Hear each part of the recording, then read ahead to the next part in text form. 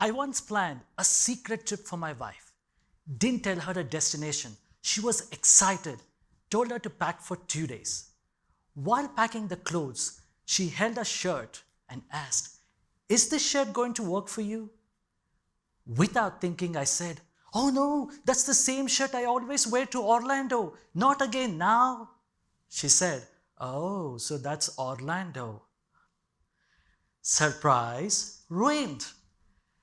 I am pretty bad at keeping surprises, but back in school, for 8 straight years, I surprised everyone. Gold medals, best student, perfect scores in India's hyper-competitive academic system, where exam scores either create or crush success. And all of this while still assisting my dad in his booming business empire. And then one day, I sit on the cold tile floor of my home. I am 14.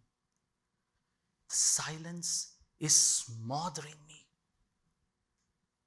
Today is our last day here.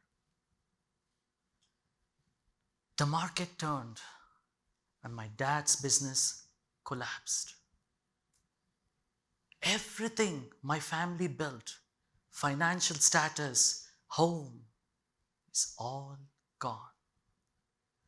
Friends and relatives who we thought would stand by us at this difficult hour, with whom we had lasting memories and would always show up when life was full, almost vanished. Why is this happening? Is money more valuable than memories? I keep telling myself, no, just focus on your studies. That'll lead to a brighter future. I open the school book, start reading 10 lines. Nothing sticks. My mind is fog. Why can't I focus? That's the only power I have. I am asking questions, why, to get answers. But instead, I'm sinking deep. I am a teenager, not old enough to fix this. I am done. I'm quitting school. That's when my favorite teacher pulled me aside and changed everything. She said, "Anjan, the whole world may be an enemy to you, but what you can't afford is you becoming your own enemy. Do this. Keep asking what is happening. And no matter what you do, resist the urge to answer why." I trusted her and exactly did the same. Slowly, something shifted. The more I asked what, the less I spiraled into why. And then it clicked. I felt powerless. And my logic suddenly pushed me aside, said, "No, that's not true. You still have your books, your teachers believe, and your family. Move ahead." That belief was strong enough that I was now swimming with my emotions, then drowning with them, and I bounced back.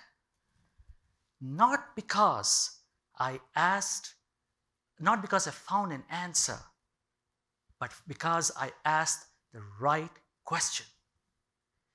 Years later, as I worked as an academic performance coach for teens, I began to wonder why that shift from why to what worked so deeply.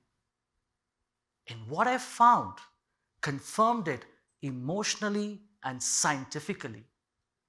You see, most emotional intelligence models are meant for adults, for whom the logical brain is fully developed. But for teens, this is still under construction. That's why emotions take center stage. And when emotions overwhelm, we tell teens, use your logic. The inconvenient truth is, logic cannot be forced. It has to be invited.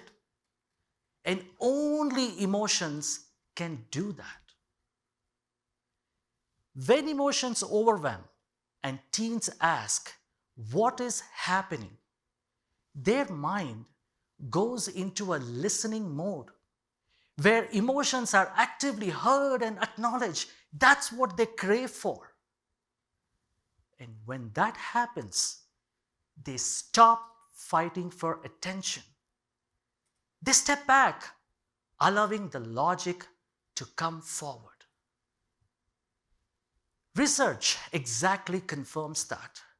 Harvard Business Review on self-awareness found that why often leads to overthinking, blaming others, and chasing explanations, often leading to biased judgments.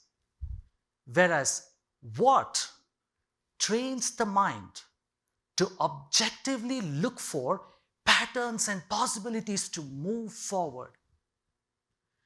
Nobel Prize winner Daniel Kahneman in his research also confirms when emotions overwhelm, the mind fails to engage the logic and requires an intentional pause to re-engage it back.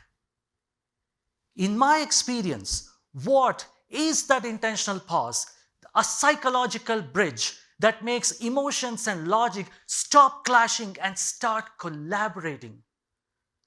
So teens can make clear, confident decisions in overwhelming moments.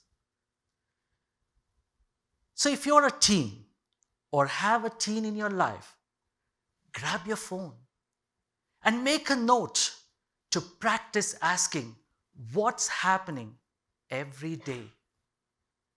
And when you feel overwhelmed, pause.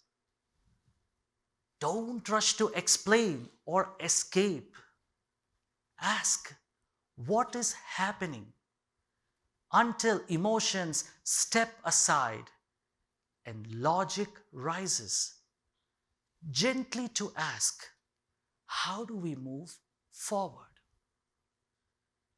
It's time for teens to turn to emotional collaboration, just like I did, where emotions reveal what matters and logic leads to action, creating bright, beautiful future full of pleasant surprises.